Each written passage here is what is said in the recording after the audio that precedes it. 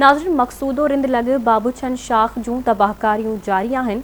मुंड खां फसलुनि जो पाणी छोड़ करण ऐं वाटर कोर्स बंद हुअण करे पाणी पुछड़ी में छोड़ थियण सबबि केतिरनि ई ॻोठनि जे ॿुॾण जो ख़तरो वधी वियो आहे। उन ई हवाले सां ॾिसूं था आबिद रिंद जी रिपोर्ट।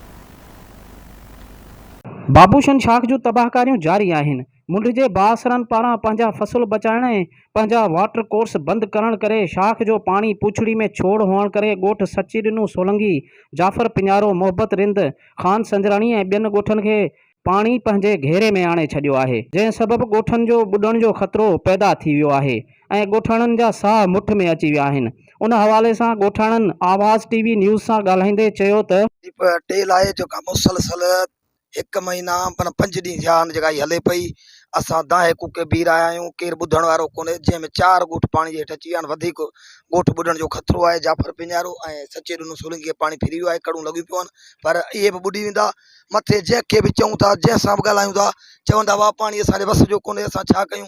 पाणी ॼाणे तव्हां ॼाणो, तक़रीबन ज़रई ज़मीन न त 4 खां 5 हज़ार एकड़ ज़रई ज़मीन तबाह थी चुकी आहे। उन जा फसल तबाह थिया आहिनि, माण्हू बुखूं काटण ते मजबूर आहिनि। न को MP न MNA केरु ॿुधण जे लाइ तयारु न, AC न DC ॿुॾनि पिया, मुक़ाम ॿुॾनि पिया, केरु अचण लाइ तयारु कोन्हे को। के हे पाणी नवाबशाह खां मथां पियो अचे, बंदि कोन थो थिए, पाणी किथां कट लॻल, माण्हू ॿधण लाइ तयारु कोन्हे, वेहण लाइ तयारु आहिनि। केरु बि इंसाफ़ को अदालत कान्हे का, कंहिंखे चऊं त मुतासिर साईं ॻोठ थिया आहिनि। हिकिड़ो सचे ॾुनू सोलंकी, पिञारा आहिनि ऐं 4-5 टे ॻोठ रिंदनि जा आहिनि। सभु अञा त पाणी पियो हले, पाणी त हटे कोन थो। हाणे अपील असां इहा कंदासीं, महिरबानी करे हिनखे मथां पाणी बंदि कराइण ते पाणी बंदि थी वञे। सर, बाबूचंद शाख जा पोयां वाटर कोर्स जेके आहिनि सभु बंदि करे सभु पाण पुछड़ीअ में मोकिलियो वियो आहे।